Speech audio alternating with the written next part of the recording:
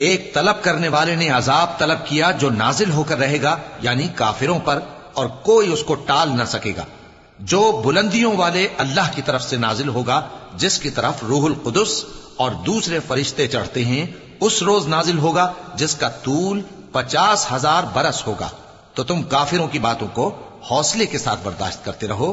لوگ اس دن کو دور سمجھتے ہیں جبکہ ہماری نظر میں وہ قریب ہے، جس دن آسمان ایسا ہو جائے گا جیسے پگھلا ہوا تانبا، اور پہاڑ ایسے جیسے رنگین اون، اور کوئی دوست کسی دوست کو نہ پوچھے گا حالانکہ ایک دوسرے کو سامنے دیکھ رہے ہوں گے۔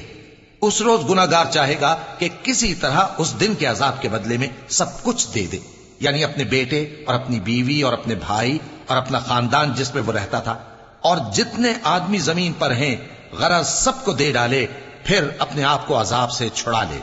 لیکن ایسا ہرگز نہیں ہوگا۔ وہ بھڑکتی ہوئی آگ ہے، کھال ادھیڑ کر کلیجہ نکال لینے والی۔